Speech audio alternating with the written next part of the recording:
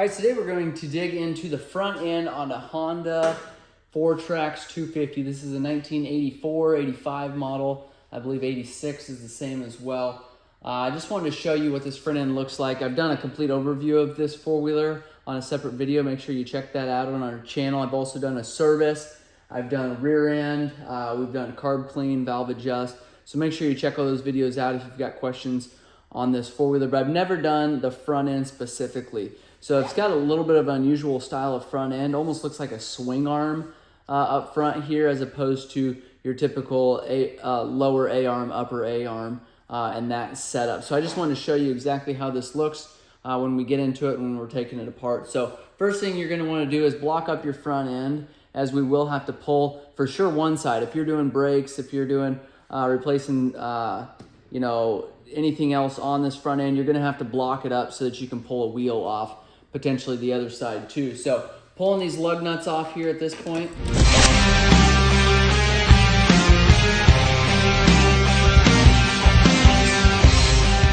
got all the lug nuts off. We're going to go ahead and pull this wheel off. You'll see once we get this wheel pulled, we actually don't have the right studs in here.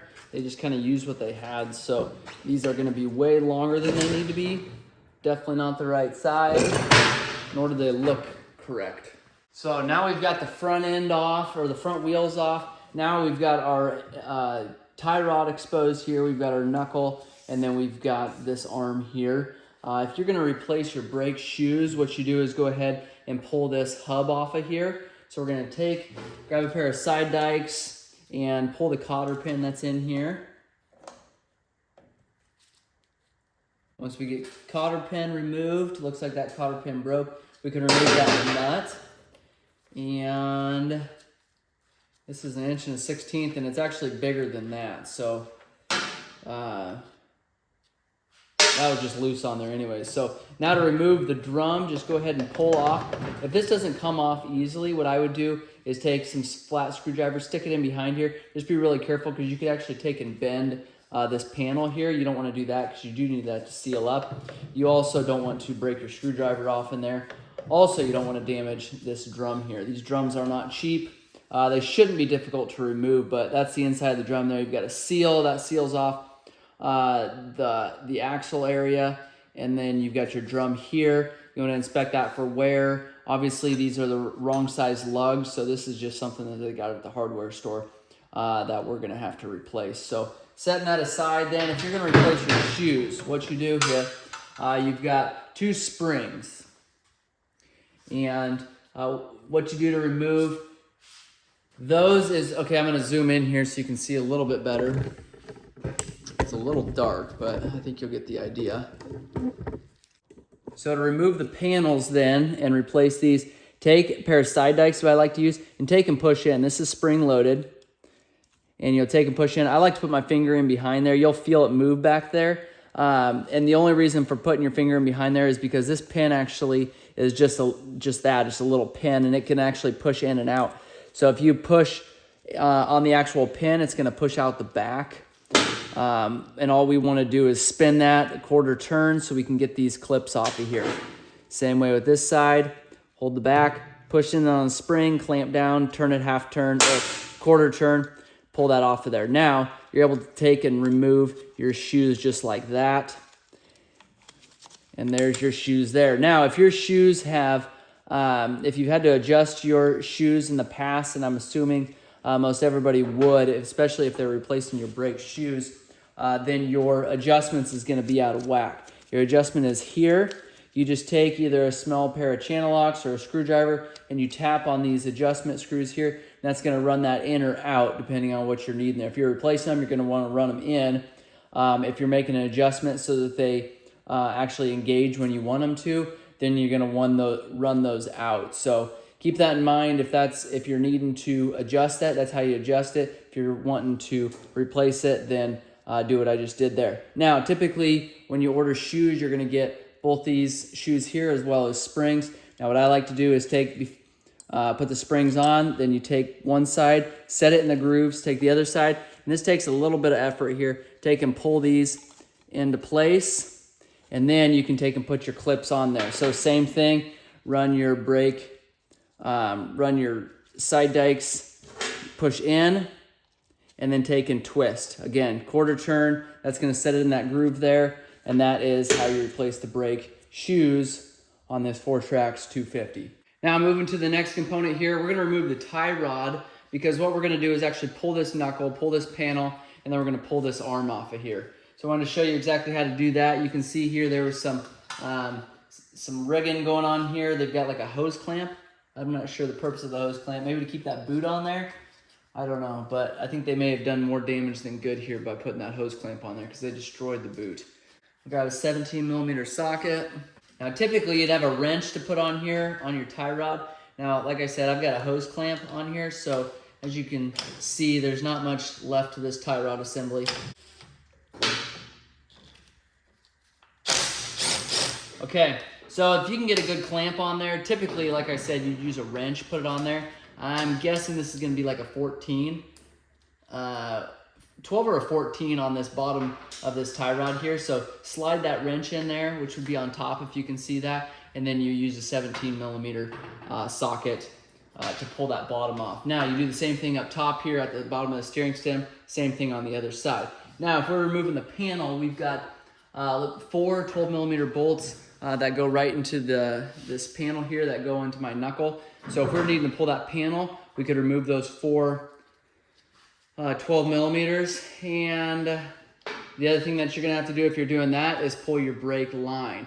Now if you pull your brake line, obviously you're gonna have to bleed your brakes. Now you can see here when I did my overview video on my master cylinder, we've got a crack in that window on that master cylinder. So my guess is the brakes didn't, well, I know the brakes didn't work, but my guess is there's not any fluid in there. To pull that 12mm brake line, that's a little wet, so got a little bit of fluid in there, but not gonna be much. Now we'll take and pull these if that's what we're after.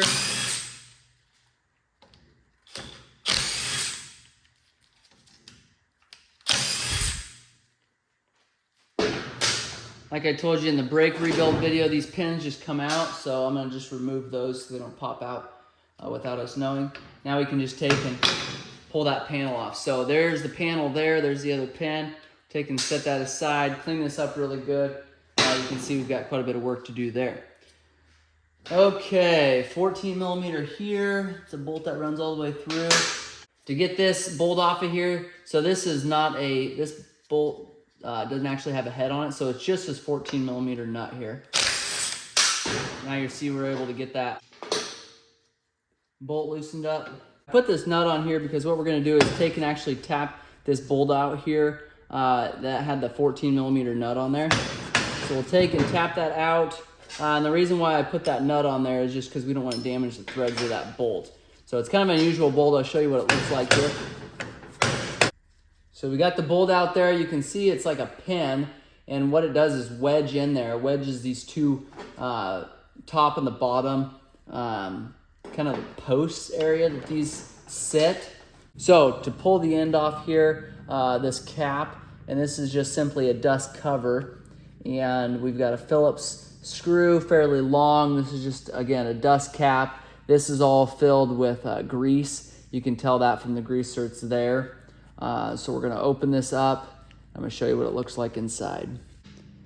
All right, we're gonna take and work that cap off there. You can see it's a little bit of work. It's certainly covered in grease. I'm gonna clean all this up here so we can see what's going on. It looks like we've got a large bolt here, or kind of a, it's certainly a specialty bolt. And then we've got a plate here that's folded over so that it keeps this from spinning off. So I'm gonna grab a hammer here. We're gonna tap this plate back into place, and then that'll allow us to spin this cap off. You can see I'm able to pry it up just a little bit, but I'm gonna grab a hammer just to make that a little bit easier. I like to use a pretty good size hammer, a pretty good size flat screwdriver, just so we're not putting a whole bunch of little ding marks on this plate.